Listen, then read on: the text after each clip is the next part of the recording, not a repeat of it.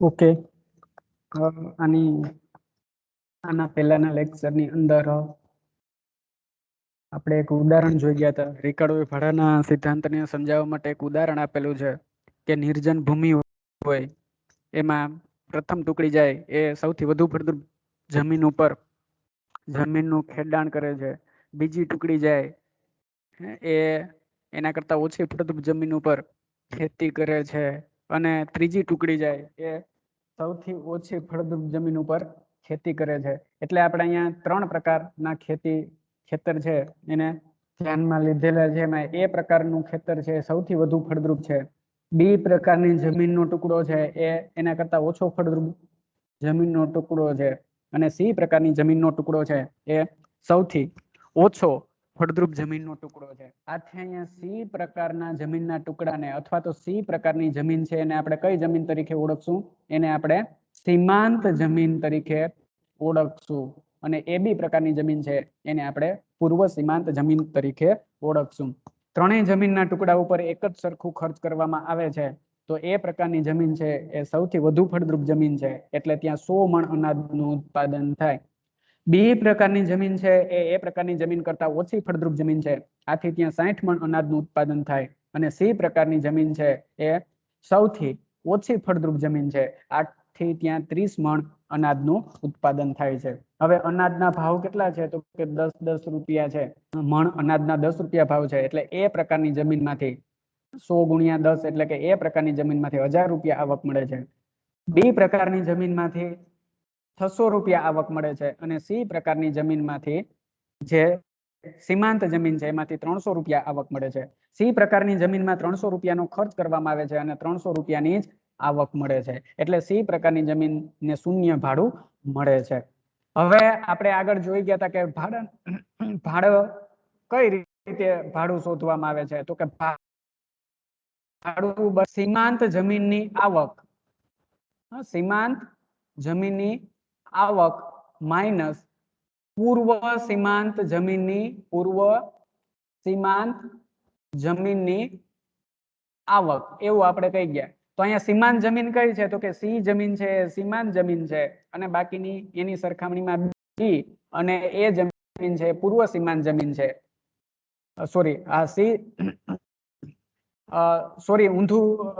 ઉલટું થઈ ગયું સૂત્ર. આપણે અહીંયા પેલા લેવાનું છે પૂર્વ સીમાંત જમીનની આવક માઇનસ સીમાંત જમીનની આવક. એટલે અહીંયા એ જમીન છે એ પૂર્વ સીમાંત જમીન છે અને સી જમીન છે એ સીમાંત જમીન છે. તો આપણે એમાંથી બાદ કરીએ તો 1000 માંથી એ જમીનની આવક 1000 છે. સી જમીન સીમાંત જમીન છે એની આવક 300 છે. 1000 માંથી 300 બાદ કરીએ તો 700. એટલે એ જમીનને 700 ભાડું મળે. બી જમીનને 600 રૂપિયા આવક મળે. સી જમીન જે સીમાંત જમીન છે એને 300 રૂપિયા આવક મળે. તો 600 માંથી 300 બાદ કરીએ તો બી જમીનને 300 રૂપિયા ભાડું મળે. અને સી જમીનને 300 રૂપિયા આવક મળે અને ખર્ચ પણ 300 રૂપિયા થાય છે. આથી સી જમીનને કેવું ભાડું મળે છે? શૂન્ય ભાડું મળે છે. આ બાબતની ચર્ચા છે એ આપણે આની પહેલાના લેક્ચરની અંદર કરી ગયા. હવે જે આપણે કોઠો જોયો એ કોઠાને આધારે જ આપણે એક આકૃતિ દ્વારા ભાડાના સિદ્ધાંતની સમજૂતી મેળવીએ. હવે આકૃતિની અંદર તમે જોઈ શકો કે OX ધરી પર જમીનના ટુકડા દર્શાવવામાં આવેલા છે. વિવિધ ફળદ્રુપતા ધરાવતા જમીનના ટુકડા દર્શાવવામાં આવેલા છે. એમાં આ એ ટુકડો છે જમીનનો, બી ટુકડો છે અને સી ટુકડો છે. એ જમીનનો ટુકડો છે એ વધુ ફળદ્રુપ જમીનનો ટુકડો છે. આ એ જમીનનો ટુકડો છે અહીંથી અહીંયા સુધી. આ એ જમીનનો ટુકડો છે સૌથી વધુ ફળદ્રુપ જમીનનો ટુકડો છે. અહીંયા એના પછી બી જમીનનો ટુકડો છે અહીંથી અહીંયા સુધી એ ઓછી ફળદ્રુપ જમીનનો ટુકડો છે. અને ત્રીજો ટુકડો છે એ અહીંથી અહીંયા સુધી સી જમીનનો ટુકડો છે એ સૌથી ઓછો ફળદ્રુપ જમીનનો ટુકડો છે. હવે અહીંયા આકૃતિની અંદર એ બી જમીન છે એ કેવી છે? તો કે એ બી જમીન છે એ પૂર્વ સીમાંત જમીન છે. અને એ બી જમીન છે પૂર્વ સીમાંત જમીન છે. અને સી જમીન છે એ કેવી જમીન છે? સીમાંત જમીન છે. સીમાંત જમીન એને કહેવામાં આવે, સૌથી ઓછી ફળદ્રુપ જમીન હોય એને સીમાંત જમીન કહેવામાં આવે. અને ઓછી ફળદ્રુપ જમીન કરતા વધારે ફળદ્રુપ જમીન હોય એને કેવી જમીન કહેવામાં આવે છે? એને પૂર્વ સીમાંત જમીન કહેવામાં આવે છે. એટલે અહીંયા આપણે અહીંયા આપેલ આકૃતિની અંદર જોઈએ આપણે તો આપણે આપેલ આકૃતિની એ બી જમીન છે એ પૂર્વ સીમાંત જમીન છે અને સી પ્રકારની જમીન છે એ સીમાંત જમીનનો ટુકડો છે. એ પ્રકારના જમીનના માલિકને સી પ્રકારના જમીનના માલિક કરતા કેટલી વધારે આવક મળે છે? તો કે સી પ્રકારની જમીનના માલિક આવક કરતા એ પ્રકારના જમીનના માલિકને 1000 રૂપિયા આવક મળે છે અને સી પ્રકારની જમીનના માલિકને માત્ર 300 રૂપિયા આવક મળે છે. એટલે એ પ્રકારના જમીનના માલિકને સી પ્રકારના જમીનના માલિક કરતા કેટલી વધારે આવક મળે છે? 700 રૂપિયા વધારે આવક મળે છે. આથી એ પ્રકારની જમીનને કેટલું ભાડું મળે છે? 700 રૂપિયા જેટલું ભાડું છે એ મળે છે. અહીંયા જોઈ શકીએ આપણે કુલ આવક જોઈ શકીએ કુલ આવક 1000 રૂપિયા મળે છે. એ 1000 માંથી આપણે આ ખાલી જગ્યા 300 કાઢીએ તો 700 વધે એટલે એ પ્રકારના જમીનના માલિકને 700 રૂપિયા ભાડું મળે છે. એવી જ રીતે બી પ્રકારના જમીનના માલિકને છે એ બી ટુકડાના જમીનના માલિકને કુલ આવક છે એ અહીંયા જોઈ શકીએ આપણે બી પ્રકારના જમીન એને કુલ આવક કેટલી મળે છે? તો કે બી પ્રકારના જમીનના માલિકને કુલ આવક 600 રૂપિયા મળે છે. પણ સી પ્રકારના જમીનના માલિકને જે 300 રૂપિયા આવક મળે છે એને એમાંથી બાદ કરીએ તો વધે કેટલા? 300 વધે છે. આથી અથવા તો આપણે બી પ્રકારના જમીનના માલિકને ચોખ્ઠું આ 600 રૂપિયામાંથી આ 300 રૂપિયા બાદ કરીએ તો અહીંયા 300 વધે એટલે બી પ્રકારના જમીનના માલિકને કેટલું ભાડું મળે છે? તો કે બી પ્રકારના જમીનના માલિકને 300 રૂપિયા જેટલી વધારે આવક પ્રાપ્ત થાય છે. એટલે બી પ્રકારના જમીન છે એને 300 રૂપિયા જેટલું ભાડું મળે છે. અને સી પ્રકારની જમીન એ કેવી જમીન છે? તો કે અહીંયા સી પ્રકારની જમીન છે એ સીમાંત જમીન છે. અહીંયા સી પ્રકારની જમીન છે સીમાંત જમીન છે. એટલે આ સીમાંત જમીનમાં જેટલું ખર્ચ કરવામાં આવે છે એટલી જ આવક મળતી હોવાથી સી પ્રકારના જમીનના માલિકને શૂન્ય ભાડું મળે છે અથવા તો કોઈ ભાડું મળતું નથી એવું આપણે કહી શકીએ. અહીંયા આપણે જે હાઇલાઇટ કરેલું છે એના દ્વારા પણ આપણને ખ્યાલ આવી શકે આ એ પ્રકારની જમીનનો માલિક છે. એને અહીંયા જોઈ શકીએ આપણે હાઇલાઇટ કરેલું છે 300 ને આ 400 અહીંથી અહીંયા 400 નો ગેપ અને અહીંથી અહીંયા 300 નો ગેપ એટલે એ પ્રકારના જમીનના માલિકને 700 રૂપિયા 400 ને 300 700 રૂપિયા જેટલું ભાડું મળે છે. અને બી જમીનને 300 રૂપિયાનો અહીંથી અહીંયા સુધી 300 રૂપિયાનો ગેપ એટલે 300 રૂપિયા જેટલું ભાડું મળે છે. અને સી પ્રકારના જમીનને 300 રૂપિયા જ કુલ આવક મળે છે અને ખર્ચ પણ 300 રૂપિયા જ કરવામાં આવે છે. એટલે આવક જેટલો જ ખર્ચ છે એટલે સી પ્રકારના જમીનના માલિકને કોઈ ભાડું છે એ મળતું નથી. હવે અહીંયા એ વાત સ્પષ્ટ કરી લેવી જોઈએ કે જે સીમાંત જમીન હોય અહીંયા સી પ્રકારની જમીન છે એ સીમાંત જમીન છે. એટલે જે જમીન સીમાંત હોય એ કાયમી માટે સીમાંત જમીન રહેતી નથી. જો ડી પ્રકારની જમીન એટલે કે સી પ્રકારથી ઓછી ફળદ્રુપ જમીનનો ટુકડો ડી ટુકડાને જો ખેડવામાં આવે તો અહીંયા સીમાંત જમીન કયો ટુકડો બની જાય? અહીંયા ડી જમીન છે અથવા તો જમીનનો ડી ટુકડો છે એ જમીનનો ટુકડો બની જાય છે. અને સી જમીન છે એ કેવી જમીનનો ટુકડો બની જશે? એ પૂર્વ સીમાંત જમીનનો ટુકડો બની જશે. હજી કદાચ આપણે જો ABCD ને ઈ જમીનનો ટુકડો ખેડીએ અને ઈ જમીનનો ટુકડો છે એ ડી જમીનના ટુકડા પર કરતા પણ જો ઓછો ફળદ્રુપ હોય તો અહીંયા પૂર્વ સીમાંત જમીન કઈ જમીન બની જશે? તો કે અહીંયા ઈ પ્રકારની જમીન છે એ સીમાંત જમીન બની જશે અને ડી જમીન છે એ કેવી જમીન બની જશે? પૂર્વ સીમાંત જમીન બની જશે. અને અહીંયા જો એફ જમીનનો ટુકડો ખેડવામાં આવે અને એ ઈ જમીનના ટુકડા કરતા પણ ઓછો ફળદ્રુપ હોય તો અહીંયા એફ જમીનનો ટુકડો છે એ સીમાંત જમીનનો ટુકડો કહેવાશે અને ઈ જમીનનો ટુકડો છે એ પૂર્વ સીમાંત જમીનનો ટુકડો બની જશે. આપણા ઉદાહરણની અંદર સી જમીનના ટુકડાને કાઢી નાખીએ અને માત્ર એબી જમીનના ટુકડાને જ ધ્યાનમાં લઈએ તો એ જમીન છે એ સૌથી વધુ ફળદ્રુપ જમીન છે અને બી જમીન છે ઓછી ફળદ્રુપ જમીન છે. એટલે અહીંયા બી જમીનનો ટુકડો છે કેવો બની જાય? બી જમીનનો ટુકડો છે એ સીમાંત જમીનનો ટુકડો બની જશે અને એ જમીનનો ટુકડો છે એ પૂર્વ સીમાંત જમીનનો ટુકડો બની જશે. એટલે કહેવાનો અર્થ એવો કે કોઈ પણ જમીનનો ટુકડો છે એ કાયમ માટે સીમાંત જ રહેતો નથી. જેમાં આગળ જમીનના ટુકડા આગળ જમીનનું ખેડાણ થતું જાય એમ એમ એ પૂર્વ સીમાંત જમીનનો ટુકડો છે એ બનતો જાય છે. જેમ કે અહીંયા ડી જમીનનું ABCD 3 જમીનના ટુકડાનું ખેડાણ કરવામાં આવે તો સી જમીનનો ટુકડો છે પૂર્વ સીમાંત જમીનનો ટુકડો છે. જો ABCD જમીનના ટુકડાનું ખેડાણ કરવામાં આવે તો ડી જમીન છે એ સીમાંત જમીન બની જાય અને સી જમીન છે પૂર્વ સીમાંત જમીન બની જાય. ABCD ઈ જમીનનું ખેડાણ કરવામાં આવે તો અહીંયા ઈ જમીન છે એ સીમાંત જમીન બની જાય અને ડી જમીન છે એ પૂર્વ સીમાંત જમીન બની જાય. એટલે કોઈ પણ જમીનનો ટુકડો પૂર્વ સીમાંત જમીનનો ટુકડો હોય તો કાયમી માટે સીમાંત જમીનનો ટુકડો રહેતો નથી, એ પૂર્વ સીમાંત જમીનનો ટુકડો છે એ બની શકે. ટૂંકમાં પણ અહીંયા કહેવાનો મતલબ એવો કે જે જમીનના ટુકડાની ફળદ્રુપતા સૌથી ઓછી હોય એ જમીનનો ટુકડો છે એ કેવો બને છે? પૂર્વ સીમાંત જમીનનો ટુકડો બને છે.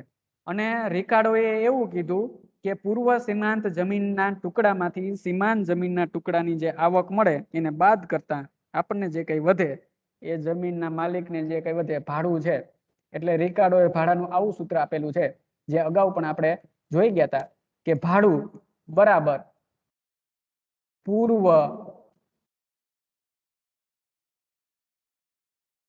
બરાબર સીમાંત જમીનની આવક માઇનસ સીમાંત જમીનની આવક.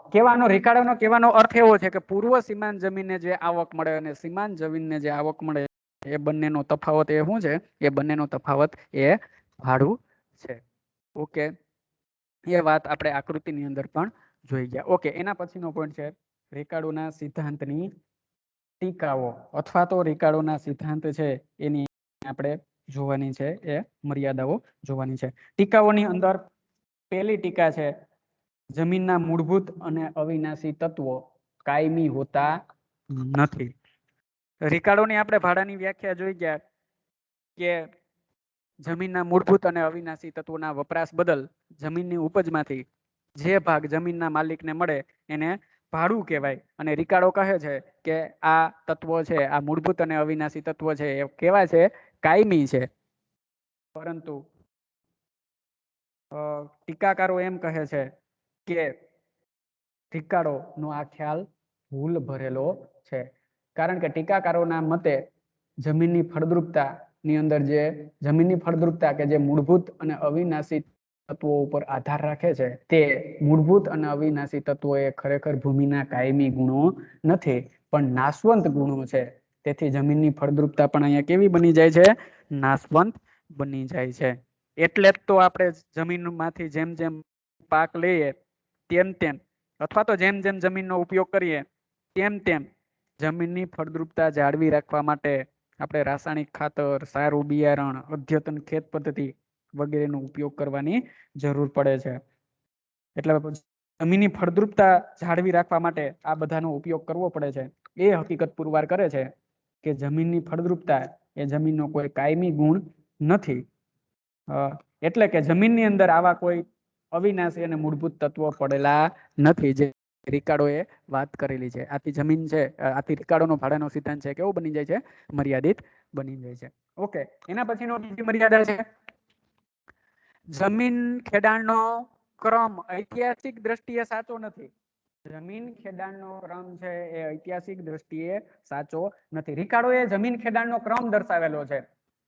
કઈ રીતે ક્રમ દર્શાવેલો છે? તો કે રિકાર્ડોના મતે સૌપ્રથમ સૌથી વધુ ફળદ્રુપ જમીન ખેડવામાં આવે છે. ત્યારબાદ તેનાથી ઓછી ફળદ્રુપ જમીન ખેડવામાં આવે છે અને ત્યારબાદ તેનાથી પણ ઓછી ફળદ્રુપ જમીન ખેડવામાં આવે છે. એટલે રિકાર્ડોએ જમીન ખેડાણનો ક્રમ દર્શાવેલો છે કે સૌથી વધુ ફળદ્રુપ જમીન પહેલા ખેડવામાં આવે છે અને સૌથી ઓછી ફળદ્રુપ જમીન એ પછી ખેડવામાં આવે છે. પરંતુ તેના ટીકાકારો એવું કહે છે કે દુનિયાની અંદર આવો જમીન ખેડાણનો ક્યાંય ક્રમ જોવા મળતો નથી. ઉલટાનું અમેરિકા અને ઓસ્ટ્રેલિયામાં આથી ઉલટો ક્રમ જોવા મળ્યો. ટીકાકારો જણાવે છે કે જમીન ખેડાણનો આ ક્રમ સાચો નથી. અમેરિકા અને ઓસ્ટ્રેલિયાના ઇતિહાસમાં એવા દ્રષ્ટાંતો જોવા મળ્યા કે પહેલા ઓછી ફળદ્રુપ જમીન ખેડવામાં આવી હોય અને પછી એના કરતા વધારે ફળદ્રુપ જમીન ખેડવામાં આવેલી હોય. એટલે ખરેખર તો જમીન છે એ અનુકૂળતાને આધારે ખેડવામાં આવે છે. જે અનુકૂળ જમીન હોય એ સૌ પ્રથમ ખેડવામાં આવે અને પછી સૌથી વધુ અનુકૂળ જમીન છે એ સૌ પ્રથમ ખેડવામાં આવે, પછી અનુકૂળ જમીન છે એને પછી ખેડવામાં આવે, સૌથી ઓછી અનુકૂળ જમીન હોય એને સૌથી છેલ્લે ખેડવામાં આવે. ખરેખર તો જમીન ખેડાણનો ક્રમ એ છે, પણ રિકાર્ડોએ અહીંયા જે ફળદ્રુપતાને આધારે જમીનનો ક્રમ દર્શાવ્યો એ ઐતિહાસિક દ્રષ્ટિએ સાચો નથી. આથી રિકાર્ડોનો સિદ્ધાંત છે એ કેવો બની જાય છે? મર્યાદિત બની જાય છે. એના પછીનો છે ભાડું એ માત્ર જમીનની ખાસિયત નથી. ભાડું એ માત્ર જમીનની ખાસિયત નથી. રિકાર્ડોના મત મુજબ જમીનનો પુરવઠો સંપૂર્ણ મૂલ્ય અનપેક્ષ છે. એટલે કે જમીનની કિંમત વધે તો પણ જમીનના પુરવઠામાં વધારો થઈ શકે એમ નથી, અથવા તો જમીનની માંગ વધે તો પણ જમીનના પુરવઠામાં વધારો થઈ શકતો નથી. એટલે કે જમીનનો પુરવઠો સંપૂર્ણ મૂલ્ય અનપેક્ષ છે. જમીનની આ વિશેષતાને કારણે માત્ર જમીનને જ ભાડું મળે છે એવું રિકાર્ડો કહે છે. એટલે કે ભાડું એ માત્ર જમીનની જ ખાસિયત છે. જમીનની આ વિશેષતાને કારણે ભાડું એ માત્ર જમીનની જ ખાસિયત છે. એટલે કે જમીનના પુરવઠામાં વધારો થઈ શકતો ન હોવાને કારણે, જમીનની અછત હોવાને કારણે માત્ર જમીનને જ ભાડું મળે છે. એટલે કે ભાડું એ માત્ર જમીનની જ ખાસિયત છે. પરંતુ આધુનિક અર્થશાસ્ત્રીઓ રિકાર્ડાના આ ખ્યાલને ખોટો પુરવાર કરે છે અને કહે છે કે ટૂંકા ગાળા અને મધ્યમ ગાળામાં જમીનની જેમ જ શ્રમ, મૂડી અને નિયોજકો વગેરેનો પુરવઠો પણ કેવો હોય છે? મૂલ્ય અનપેક્ષ હોય છે. એટલે કે વગેરેના પુરવઠાની પણ ટૂંકા ગાળામાં શું સર્જાય છે? અછત સર્જાય છે. આથી જમીનની સાથે સાથે આધુનિક અર્થશાસ્ત્રીઓના મત મુજબ જમીનની સાથે સાથે ઉત્પાદનના અન્ય સાધનને પણ ટૂંકા ગાળામાં ભાડું મળે છે. એટલે કે ભાડું છે એ માત્ર જમીનની ખાસિયત નથી. એટલે ત્રીજો પોઈન્ટ. ચોથું છે ભાડું અને કિંમત વચ્ચેનો અયોગ્ય સંબંધ. ચોથો પોઈન્ટ. રિકાર્ડોના મતે ભાડાનો કિંમતમાં સમાવેશ થતો નથી. એટલે કે ભાડાને આધારે કિંમત નક્કી થતી નથી. એટલે કે ભાડું કિંમતને નક્કી કરતું નથી, પણ કિંમત દ્વારા ભાડું નક્કી થાય છે. રિકાર્ડોએ શું કીધું?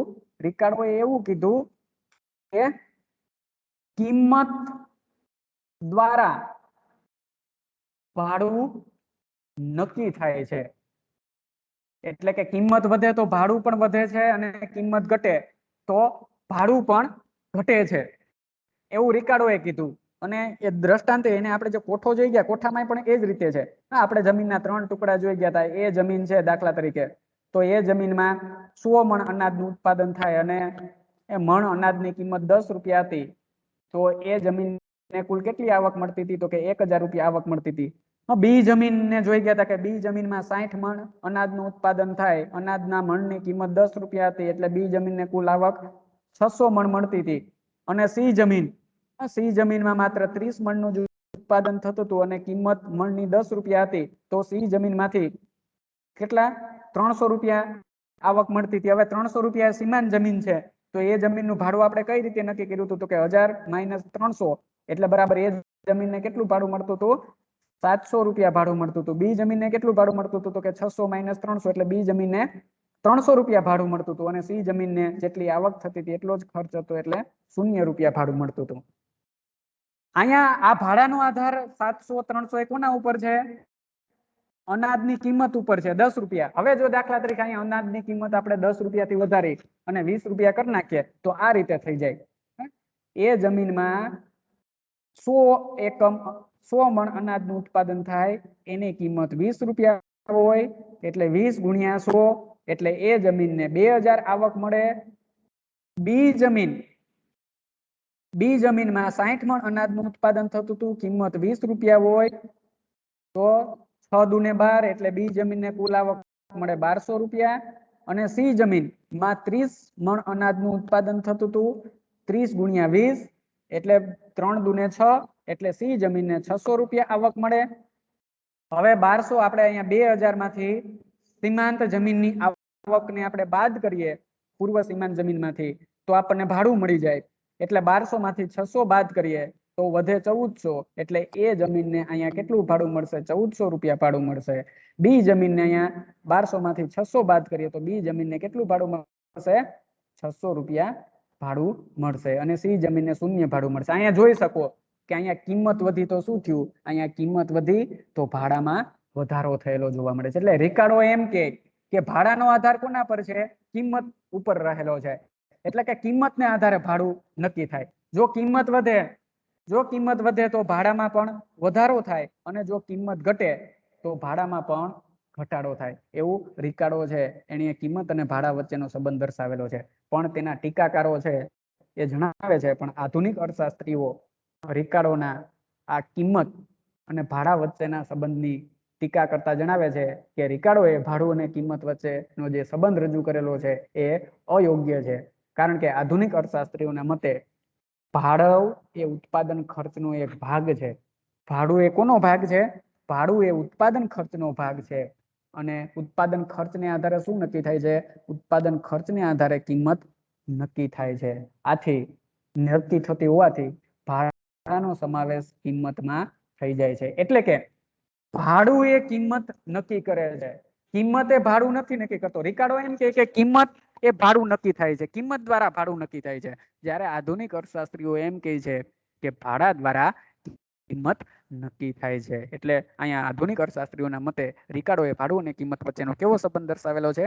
અયોગ્ય સંબંધ છે એ બતાવેલો છે. ઓકે, એના પછીનો પાંચમો છે સીમાંત જમીનનો ખ્યાલ અવ્યવહારુ. સીમાંત જમીનનો ખ્યાલ છે કેવો છે? અવ્યવહારુ. રિકાર્ડોએ ભાડાનો સિદ્ધાંત સમજાવતી વખતે સીમાંત જમીનનો ખ્યાલ રજૂ કરેલો છે. અને ભાડાનું સૂત્ર પણ એની એ જ રીતે આપેલું છે કે ભાડું બરાબર પૂર્વ સીમાંત જમીનની આવક માઇનસ સીમાંત જમીનની આવક. સીમાંત જમીનની આવક એટલે તો આપણે એમ કહેતા હતા કે એ જમીનની જે આવક થાય એમાંથી સી ને બાદ કરો. એ જમીનની આવક છે એ 1000 રૂપિયા છે, સી જમીનની આવક છે એ 300 રૂપિયા છે, તો એ જમીનને કેટલું ભાડું મળે છે? તો કે 700 રૂપિયા ભાડું મળે છે. એટલે કે રિકાર્ડોએ ભાડાનો સિદ્ધાંત સમજાવતી વખતે સીમાંત જમીનનો ખ્યાલ છે એ રજૂ કર્યો છે. અને એણે એવું કીધું કે સીમાંત જમીનમાં જેટલું ખર્ચ કરવામાં આવે ને એટલી જ આવક પ્રાપ્ત થાય છે. પરંતુ એના ટીકાકારો એ રિકાર્ડોના સીમાંત જમીનના ખ્યાલને અયોગ્ય, અવ્યવહારુ માને છે. કારણ કે સીમાંત જમીનમાં રિકાર્ડો એમ કે સીમાંત જમીનમાં જેટલું ખર્ચ કરવામાં આવે એટલી જ આવક મળે છે. પરંતુ ટીકાકારો છે એ આવા સીમાંત જમીનના ખ્યાલને અવ્યવહારુ માને છે. કારણ કે જમીનમાં જેટલું ખર્ચ કરવામાં આવે એટલી જ માત્ર આવક મળતી હોય તો આવી જમીન ખેડવાનો કોઈ અર્થ નથી. આવી જમીનનો ઉપયોગ ખેતીમાં થવાને બદલે શું થશે? અન્ય સારા ઉપયોગની અંદર આવી જમીનનો ઉપયોગ કરી અને આવક મેળવવામાં આવશે. એટલે રિકાર્ડોએ રજૂ કરેલો અહીંયા સીમાંત જમીનનો ખ્યાલ જેટલું ખર્ચ કરવામાં આવે એટલી જ આવક મળે છે. એ સીમાંત જમીનનો ખ્યાલ કેવો છે? અવ્યવહારુ છે. ઓકે, છઠ્ઠી મર્યાદા છે રિકાર્ડો ભાડું ઉદ્ભવવાના મૂળ કારણને સમજાવી શકતા નથી. આ સિદ્ધાંતના ટીકાકારો એમ કહે છે કે વસ્તીમાં સતત વધારાને કારણે જમીનની ખૂબ અછત વર્તાઈ રહી છે. જમીનની ખૂબ અછત સર્જાણી ત્યારે ઓછામાં ઓછી ફળદ્રુપ જમીનને પણ ખેડાણ હેઠળ લાવવામાં આવે છે. ઓછામાં ઓછી ફળદ્રુપ જમીન ઉપર પણ ખેતી કરવામાં આવે છે. અને આવી સીમાંત જમીન અથવા તો ઓછામાં ઓછી ફળદ્રુપ જમીન પર વિશિષ્ટ સાધનોનો ઉપયોગ કરવામાં આવે છે. વિશિષ્ટ ખેત પદ્ધતિનો ઉપયોગ કરી અને આવી સીમાંત જમીનમાંથી પણ ભાડું મેળવવામાં આવે છે. ત્યારે રિકાર્ડોએ રજૂ કરેલો ભાડા વિનાની જમીનનો ખ્યાલ છે એ ખોટો પુરવાર થાય છે. આથી ટીકાકારોના મતે રિકાર્ડો છે એ માત્ર રિકાર્ડોનો આ સિદ્ધાંત છે એ માત્ર એટલું જ સમજાવે છે કે એક જમીનના ટુકડાને બદલે બીજી જમીનના ટુકડાને વધુ કે ઓછું ભાડું મળે છે. રિકાર્ડોના મતે ટીકાકારોના મતે રિકાર્ડોનો સિદ્ધાંત છે માત્ર એટલું જ સમજાવે છે કે એક જમીનના ટુકડાને બદલે બીજી જમીનના ટુકડાને શા માટે વધુ કે ઓછું ભાડું મળે છે એ જ માત્ર સમજાવે છે. ભાડું શા માટે ઉદ્ભવે છે એના મૂળ કારણને રિકાર્ડોનો સિદ્ધાંત છે એ સમજાવી શકતો નથી. અને 7મો પોઈન્ટ છે રિકાર્ડોનો સિદ્ધાંત કાલ્પનિક અને અવાસ્તવિક છે. રિકાર્ડોનો સિદ્ધાંત કાલ્પનિક અને અવાસ્તવિક છે કારણ કે રિકાર્ડોના સિદ્ધાંતમાં પૂર્ણ હરીફાઈ અને બીજી અનેક લાંબા ગાળાની ધારણાઓ છે એ કરવામાં આવેલી છે. આ પૂર્ણ હરીફાઈ અને લાંબા ગાળાની ધારણાઓ છે એ અવાસ્તવિક છે અને રિકાર્ડોનો ભાડાનો સિદ્ધાંત છે એ આવી અવાસ્તવિક ધારણાઓ પર આધારિત છે. આથી રિકાર્ડોનો ભાડાનો સિદ્ધાંત છે એની વ્યવહારિક ઉપયોગિતા છે એ ઘટી જાય છે કારણ કે વાસ્તવિક જગતમાં પૂર્ણ હરીફાઈ નહીં પણ અપૂર્ણ હરીફાઈ જોવા મળે છે અને ભાડું છે એ લાંબા ગાળાના સંદર્ભમાં નહીં પણ ટૂંકા ગાળાના સંદર્ભમાં ભાડું છે એ નક્કી થતું હોય છે. જ્યારે રિકાર્ડોનો સિદ્ધાંત છે એ માત્ર પૂર્ણ હરીફાઈમાં અને લાંબે ગાળે ભાડું કઈ રીતે નક્કી થાય એ જ સમજાવે છે. આથી રિકાર્ડોનો સિદ્ધાંત કાલ્પનિક અને અવાસ્તવિક બની જાય છે. જ્યારે વાસ્તવમાં ભાડું છે એ અપૂર્ણ હરીફાઈમાં નક્કી થાય છે અને ભાડું છે એ માત્ર લાંબા ગાળાના સંદર્ભમાં નહીં પણ ટૂંકા ગાળાના સંદર્ભમાં પણ નક્કી થતું હોય છે. એટલે ટીકાકારો એમ કહે છે કે રિકાર્ડોનો સિદ્ધાંત છે એ માત્ર કાલ્પનિક અને અવાસ્તવિક છે. અને કેન્સ તો ત્યાં સુધી કહે છે કે લાંબે ગાળે આપણે સૌ મરી જવાના છીએ એટલે લાંબે ગાળે આપણી કોઈ આર્થિક સમસ્યા વધતી જ નથી. એટલા માટે આપણે માટે લાંબો ગાળો નહીં પણ ટૂંકો ગાળો મહત્વનો છે. અને ભાડું ટૂંકા ગાળામાં કઈ રીતે મળે એ સમજાવવું જોઈએ પણ રિકાર્ડોનો સિદ્ધાંત છે એ ટૂંકા ગાળામાં ભાડું કઈ રીતે મળે છે એ સમજાવી શકતો નથી. માત્ર લાંબે ગાળે કઈ રીતે ભાડું પ્રાપ્ત થાય છે એ જ સમજાવે છે. આથી આ રિકાર્ડોનો સિદ્ધાંત છે એ મર્યાદિત બની જાય છે. રિકાર્ડોના સિદ્ધાંતની ઘણી બધી મર્યાદા છે. આમ છતાં પણ ભાડાનો સિદ્ધાંત વ્યવસ્થિત અને વૈજ્ઞાનિક સ્વરૂપે ભાડાને સમજાવનાર સૌ પ્રથમ અર્થશાસ્ત્રી હોય તો રિકાર્ડો છે. આથી આપણે રિકાર્ડોના સિદ્ધાંતનું મહત્વ જેટલું આંકીએ એટલું ઓછું છે.